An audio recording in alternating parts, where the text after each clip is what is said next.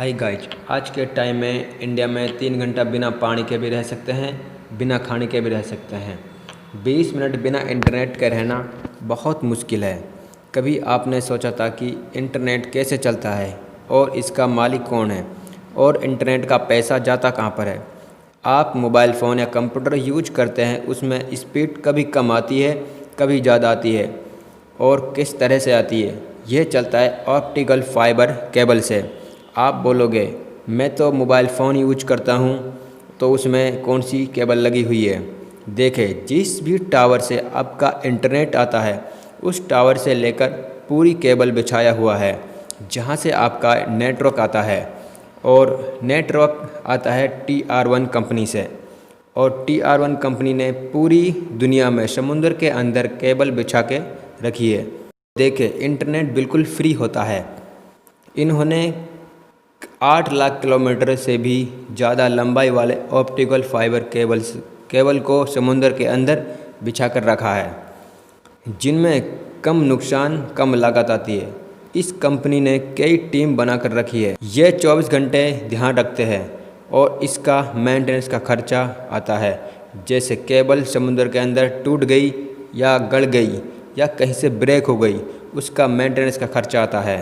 हाँ दोस्त, अगर ये केबल टूट गई या कहीं से ब्रेक हो गई, इसको जोड़ा कैसे, उस पर मैंने एक वीडियो बना कर रखी है। उस वीडियो का लिंक डिस्क्रिप्शन में मिल जाएगा। उस वीडियो में केबल को किस तरीके से जोड़ा जाता है और जोड़ते हुए लाइव देखिए, इंडिया में ऑप्टिकल फाइबर का लैंडिंग पॉइंट मुंबई में है। इंडिया में सबसे ज़्यादा डाटा ट्रैफिक जाता है, वह जाता है मुंबई से। देखें, एक एक केबल बाड़ के साइज की होती है। एक एक केबल में 100 Gbps की स्पीड होती है। आपको बता दें कि जब आप व्हाट्सएप या फेसबुक पर मैसेज सेंड करते हैं और कई हज़ारों किलोमीटर दूर बैठे आपके रिलेटिव आपके मैसेज को कुछ ही सेकंड में पढ़ लेते हैं। ये सब इंटरनेट का कमाल है। जिस इंटरनेट ने सारी दुनिया को बहुत छोटा बना दिया है, आप इंटरनेट की मदद से देश दुनिया के किसी भी कोने में बैठकर जानकारी हासिल कर सकते हैं। 1969 में जब इंसान ने चांद पर कदम रखा था, तब US के रक्षा कार्यालय एडवांस रिसर्च प्रोजेक्ट एजेंसी यानी ARPA का नियुक्त किया था। उस वक्त 4 या उससे अधिक कंप्यूटर को जोड़कर नेटवर्क बनाया था। भारत में सबसे पहले 15 अगस्त 1995 को गवर्नमेंट कंपनी BSNL ने इंटरनेट का शुरुआत किया था। बाद में धीरे धीरे प्राइवेट कंपनियों ने जैसे Airtel, Reliance, idea, Vodafone service provide किया। अब इंटरनेट मोबाइल तक पहुंचता कैसे है? सबसे पहले TR1 कंपनी, दूसरी TR2, तीसरी है TR3 company.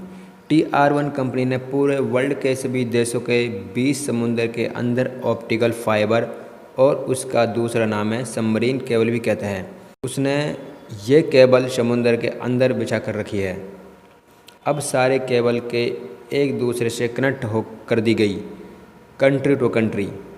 TR1 company service provide करती है TR2, TR3 को। ये कंपनी स्टेट और छोटे छोटे शहरों में, उसके बाद सर्विस प्रोवाइड होती है कंपनियों में, जैसे BSNL, एयरटेल, आइडिया में। कंपनियां सर्विस प्रोवाइड करती है कस्टमर तक। कंपनी बेचती है कस्टमरों को पर GB के हिसाब से। देखें, इसका मालिक कौन है? सोचिए, इसका मालिक का हक अगर किसी व्यक्ति या देश के पास होता तो वह देश कितना माला माल हो जाता। लेकिन सच ये है कि इंटरनेट का कोई एक मालिक नहीं है।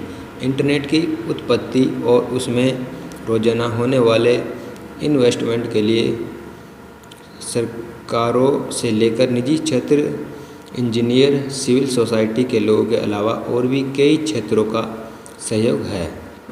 जब हम किसी इंटरनेट के डाटा पैक के लिए कंपनी को पैसा देते हैं, तो पैसा नेशनल लेवल की कंपनी के पास जाता है और उसके बाद इंटरनेशनल कंपनी के पास जाता है।